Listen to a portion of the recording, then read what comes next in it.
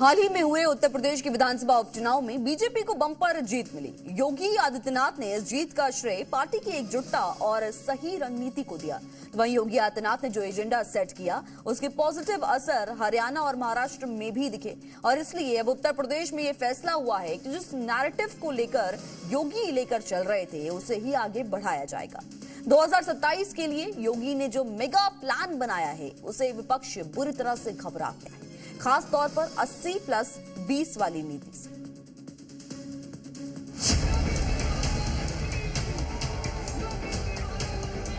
बटेंगे तो कटेंगे, बटोगे तो कटोगे, एक रहोगे तो नेक रहोगे। योगी आदित्यनाथ का ये नारा चुनावी फिजा में खूब गूंजा। योगी आदित्यनाथ का ये नारा अब बीजेपी के मिशन इलेक्शन की सफलता की गारंटी बन चुका है। हाल ही के चुनाव नतीजों ने भी ये क्लियर कर दिया है कि योगी का ये मैसेज जनता के बीच जबरदस्त लोकप्रियता हासिल कर चुका है। योगी आदित्यनाथ के इस नारे ने हरियाणा में बीजेपी को मजबूती दी, महाराष्ट्र में महायुति सरकार को सत्ता में लौटने का आधार बनाया और यूपी उपचुनावों में शानदार प्रदर्शन करने में मदद की। 13 दिनों में यूपी, महाराष्ट्र और झारखंड योगी ने ताबड़तोड़ 37 रैलियां की, जिसमें उन्होंने बार बार ये नारे दोहराए।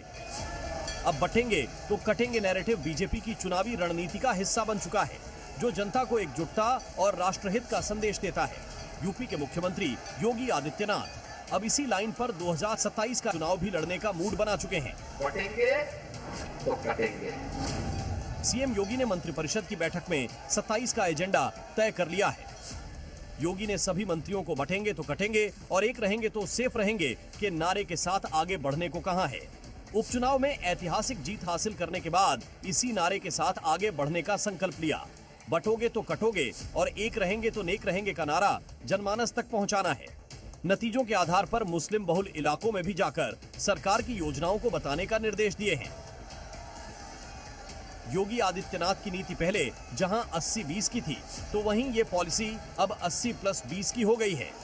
कट्टर हिंदुत्व की छवि वाली योगी सरकार का फोकस मुस्लिम बहुल इलाकों में भी इसलिए है क्योंकि उपचुनाव में कई सीटें ऐसी थीं जहां बूथ के बूथ बीजेपी के पक्ष में गए। अधिकांश बूथों पर बीजेपी ने जीत हासिल की। उपचुनाव में मुस्लिम बहुल सीटों पर बीजेपी ने कमाल कर दिया।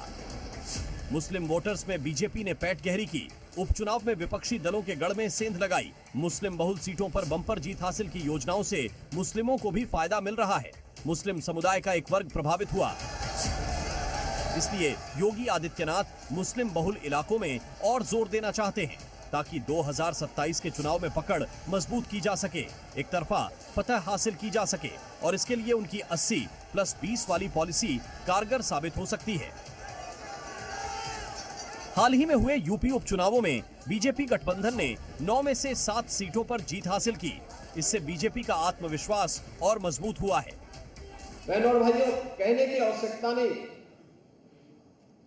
कि जिन लोगों को आजमगढ़ और रामपुर कठिन लगता था, इसी सरकार ने आजमगढ़ और रामपुर को भी आसान करके वहां पर भारतीय जनता पार्टी का झंडा गाड़ने का काम किया। जिन्हें कुंदरकी और कटेहरी भी चुनौती लगती थी, वहां पर भी भारतीय जनता पार्टी का झंडा फिर से गड़ा है। दरअसल योगी आदित्यनाथ की पहचान एक आक्रामक और प्रखर हिंदुत्व छवि वाले लीडर के तौर पर है।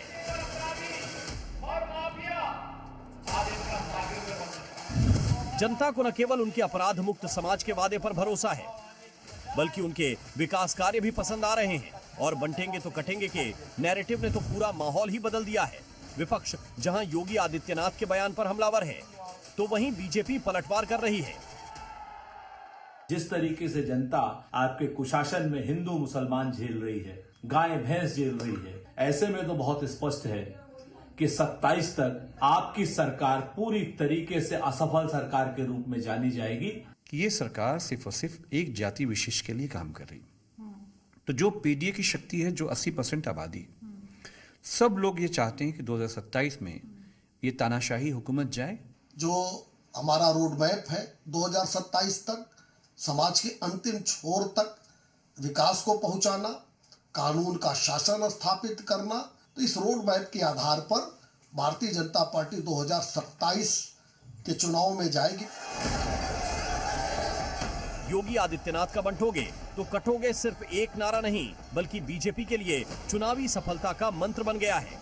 ये हिंदुत्व को मजबूती तो देती ही है, साथ ही साथ जातिवादी और विभाजनकारी पॉलिटिक्स पर भी वार करता है।